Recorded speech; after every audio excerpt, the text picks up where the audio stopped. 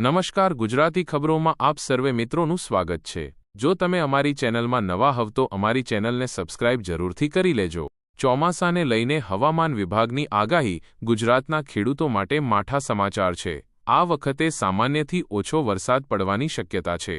આ વખતે દેશમાં ચોમાસું સામાન્ય રહેશે એટલે સારા વરસાદની શક્યતા છે અને વરસાદ સામાન્ય કરતાં 3% વધુ હોઈ શકે છે। સ્કાયમેટ વેધર ન્યૂઝે આ આગાહી જાહેર કરી છે। સ્કાયમેટના મતે જૂનમાં ચોમાસાની શરૂઆત થોડી ધીમી રહેશે, પરંતુ જુલાઈથી સપ્ટેમ્બર વચ્ચેના 3 મહિનામાં સારો વરસાદ થવાની સંભાવના છે।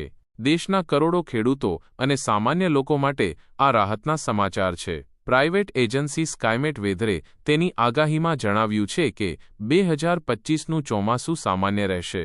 આનો અર્થ એ કે આ વર્ષે દેશમાં સારો વરસાદ પડી શકે છે। કૃષિ, પાણી પુરવઠા અને વીજળીના મોરચે દેશ માટે રાહતના સમાચાર છે, પરંતુ સપ્ટેમ્બરમાં તામિલનાડુ, આંધ્રપ્રદેશના દરિયાકાંઠાના વિસ્તારો, કોંકણ અને દક્ષિણ ગુજરાતમાં સામાન્યથી ઓછો વરસાદ પડવાની શક્યતા છે। સ્કાયમેટના નિષ્ણાત મહેશ પાલાવતે જણાવ્યું હતું કે લા લીનોની પરિસ્થિતિ બદલાઈ ગઈ છે। તેમ છતાં આ વખતે ચોમાસું સામાન્ય રહેશે અને 103% વરસાદ પડી શકે છે।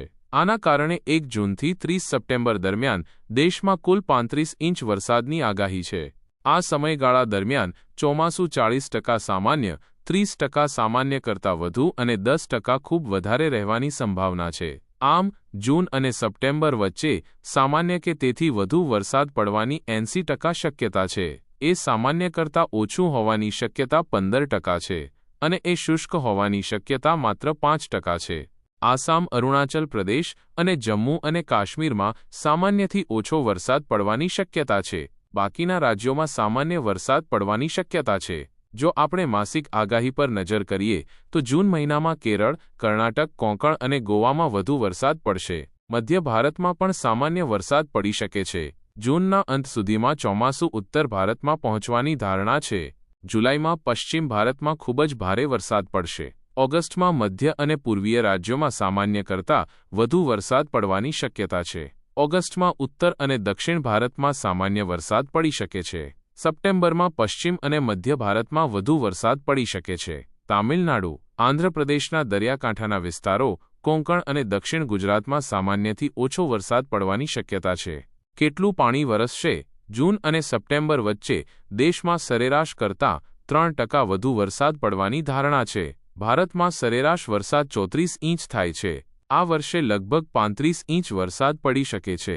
ભારતમાં દક્ષિણ પશ્ચિમ ચોમાસાની અસર કેવી રીતે ચાલે છે? 1 જૂને ચોમાસું સૌપ્રથમ કેરળ પહોંચે છે। ધીમે ધીમે એ દક્ષિણ ભારત, પછી મધ્ય ભારત, પછી ઉત્તર ભારત અને અંતે પંજાબ, હરિયાણા અને રાજસ્થાનમાં ફેલાય છે। જુલાઈના મધ્ય સુધીમાં ચોમાસું સમગ્ર ભારતમાં ફેલાઈ જાય છે। સપ્ટેમ્બરના અંતથી ચોમાસાની વિદાય શરૂ થાય છે અને ઓક્ટોબર સુધીમાં ચોમાસું સંપૂર્ણપણે વિદાય લે છે।